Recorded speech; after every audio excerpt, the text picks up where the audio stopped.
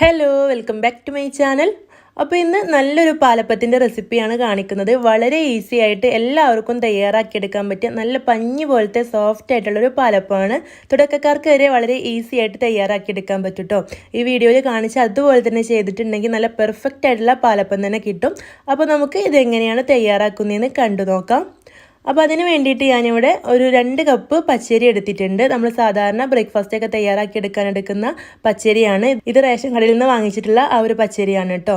അപ്പോൾ ഇതിവിടെ 2 കപ്പാണ് എടുത്തിട്ടുള്ളത്. ഇനി ഇത് നമുക്ക് നന്നായിട്ടൊന്ന് കഴുകിയെടുക്കണം. അപ്പോൾ നല്ല പോലെ 3-4 പ്രാവശ്യം ഒന്ന് കഴുകിയിട്ട് കൊണ്ടുവരാം. അപ്പോൾ ഞാനിവിടെ നന്നായിട്ട് തന്നെ കഴുകിയെടുത്തിട്ടുണ്ട്.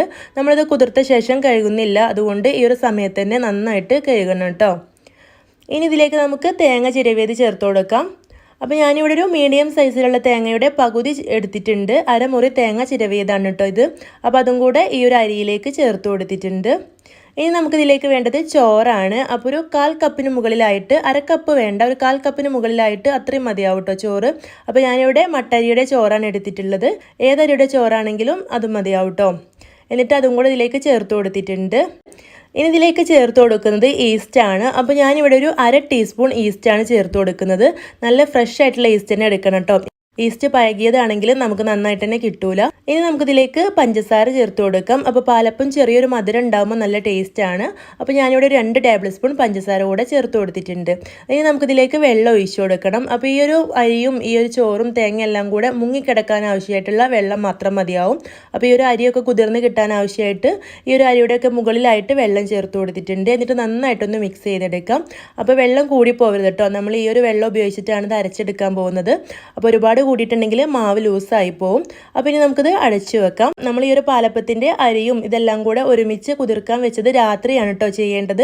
രാത്രിയാണ് ഇതുപോലെ കുതിർത്ത് വെക്കേണ്ടത്. നമ്മൾ കിടക്കാനാവുന്ന സമയത്ത് ചെയ്ത് വെച്ചാൽ മതി. എന്നിട്ടിത് അടച്ചു വെച്ചിട്ട് നമുക്ക് രാവിലെയാണ് അരച്ചെടുക്കേണ്ടത്. ഇപ്പോൾ ഇവിടെ രാവിലെ ആയിട്ടുണ്ട്. ഇനി ഞാനിത് അരച്ചെടുക്കട്ടെ. അപ്പോൾ നമ്മൾ ഈ ഒരു വെള്ളത്തിൽ തന്നെയാണ് ഇത് അരച്ചെടുക്കേണ്ടത്. അപ്പോൾ ഞാനിവിടെ 2 ബാച്ചായിട്ടാണ് ഇത് അരച്ചെടുക്കുന്നത്. അപ്പോൾ ഈ ഒരു വെള്ളം എനിക്ക് കറക്റ്റായിട്ട് കിട്ടിയിരുന്നു. അപ്പോൾ ഈ ഒരു വെള്ളം ഉപയോഗിച്ചിട്ട് 2 ബാച്ചായിട്ട് അരച്ചെടുത്ത് മാവ് ഇവിടെ തയ്യാറാക്കിയെടുത്തിട്ടുണ്ട്. ഇനി നമുക്കിതിലേക്ക് ആവശ്യത്തിനുള്ള ഉപ്പ് ചേർത്ത് കൊടുക്കാം. അപ്പോൾ ഞാൻ ഉപ്പും കൂടെ ചേർത്ത് കൊടുത്തിട്ട് നല്ല പോലെ ഒന്ന് ഇളക്കിയെടുക്കുന്നുണ്ട്. ഇനി നമുക്കിത് അടച്ച് വെച്ചിട്ട് ഒരു 30 മിനിറ്റ് മാറ്റി വെക്കാം. മിനിമം 30 മിനിറ്റ് എങ്കിലും മാറ്റി വെക്കണം കേട്ടോ. അതിലേറെ കൂടുതൽ സമയം വെച്ചാലും കുഴപ്പമൊന്നുമില്ല. നമ്മൾ കറിയൊക്കെ തയ്യാറാക്കിയെടുക്കുന്ന അത്രയും സമയം മതിയാവും കേട്ടോ. ഒരു 30 മിനിറ്റ് ഒന്ന് മാറ്റി വെച്ചാൽ മതി. അപ്പോൾ ഒരു 30 മിനിറ്റൊക്കെ ഇവിടെ കഴിഞ്ഞിട്ടുണ്ട്. ഇത് കണ്ടോ, നല്ല സോഫ്റ്റ് ആയിട്ട് വന്നിട്ടുണ്ട്.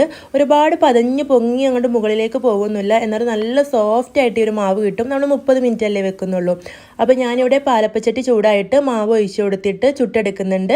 1.5 തവി മാവ് ഒഴിച്ചു കൊടുത്ത് ഇതുപോലെ ചുറ്റിച്ചെടുക്കാം. നല്ല സോഫ്റ്റ് ആയിട്ടുള്ള പാലപ്പം നമുക്ക് തയ്യാറാക്കി എടുക്കാൻ പറ്റും. ഇത് കണ്ടോ, നല്ല സോഫ്റ്റാണ്. കാണുമ്പോൾ തന്നെ നിങ്ങൾക്ക് മനസ്സിലാവുന്നുണ്ടാവും. അപ്പോൾ ഞാനിവിടെ ഓരോന്നായിട്ട് ചുട്ടെടുക്കുന്നുണ്ട്. നല്ല പഞ്ഞി പോലത്തെ പാലപ്പാണ് കേട്ടോ.